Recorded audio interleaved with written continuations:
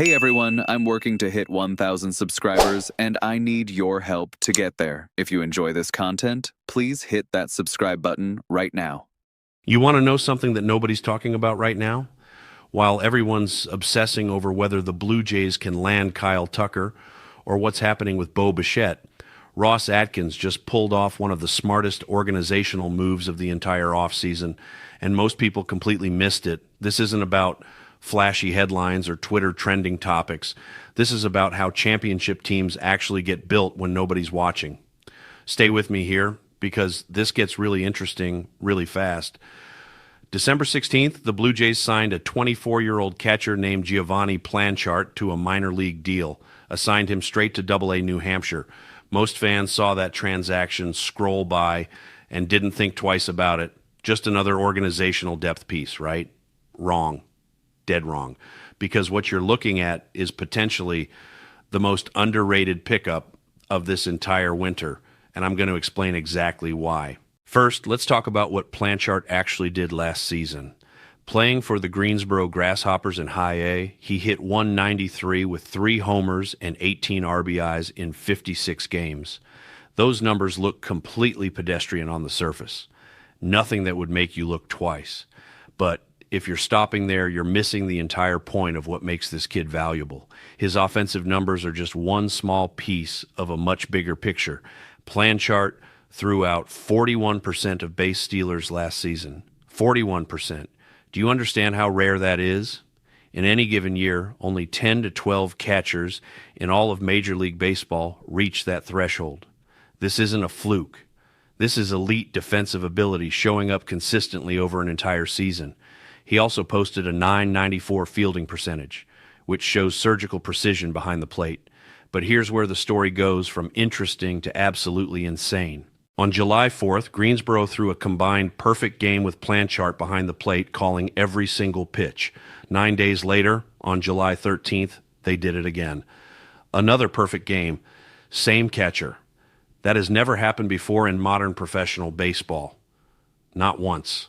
Nobody has ever caught 2 perfect games in the same season, let alone 9 days apart.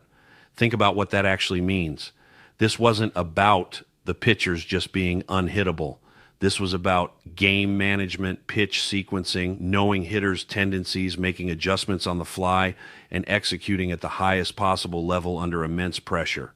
That's not luck, that's mastery. Now let's connect this to what Toronto is building. Alejandro Kirk just signed a 5-year, $58 million extension back in March. He's 26 years old, made his second All-Star team, and hit the grand slam that clinched the division last year. He's locked in as one of the best catchers in baseball.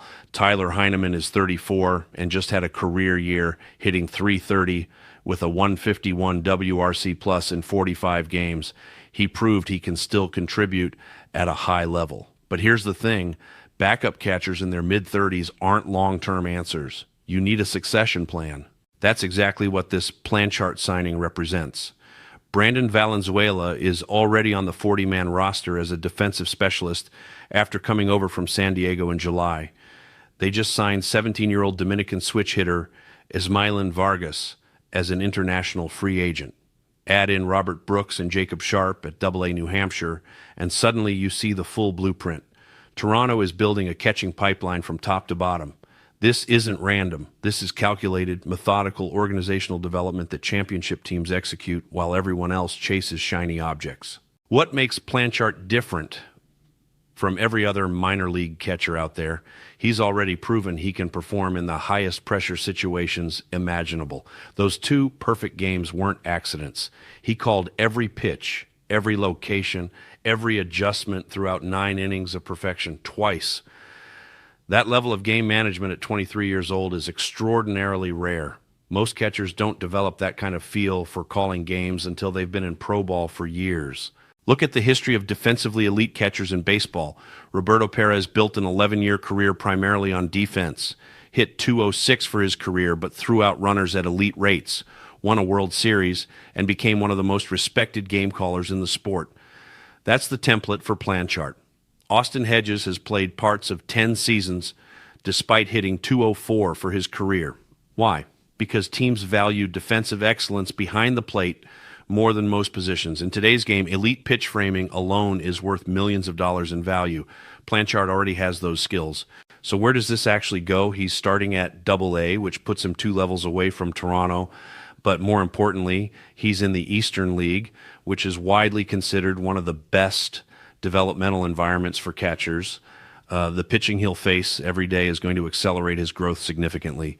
If he maintains that 41% caught stealing rate and continues calling games at an elite level, he could be in AAA Buffalo by mid-season next year. His realistic ceiling, a legitimate major league backup who gives you 60 to 70 games per season of Gold Glove caliber defense with professional at-bats. In today's market, that profile gets you $2 to $3 million annually. But let's think even bigger for a second. What if his offensive approach clicks at AA?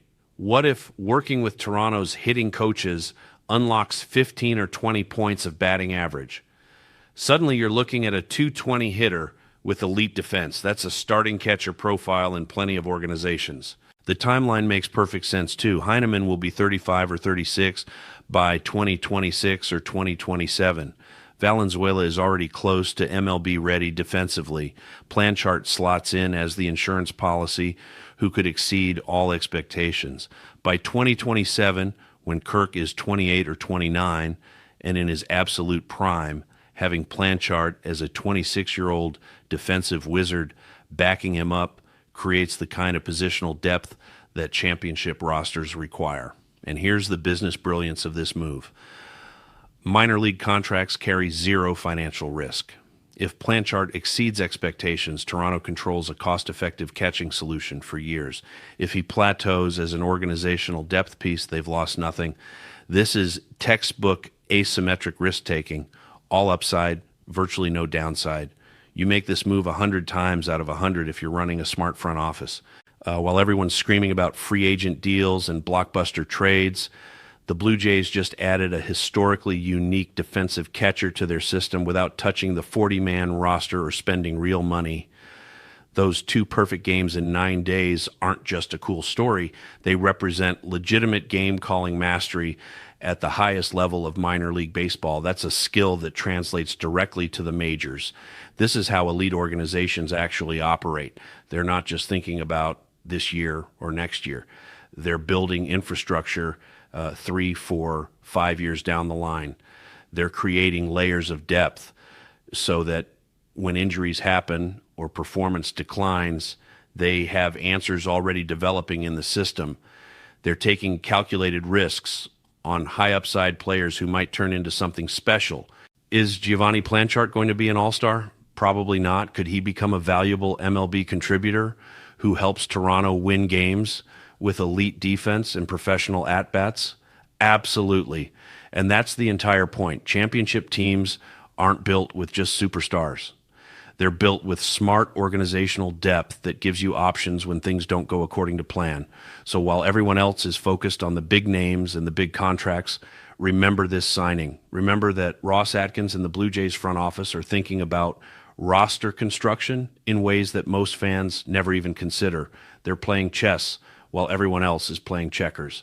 And when Planchart is catching in Toronto 3 years from now, throwing out runners and calling perfect games in October, you'll remember exactly where it all started.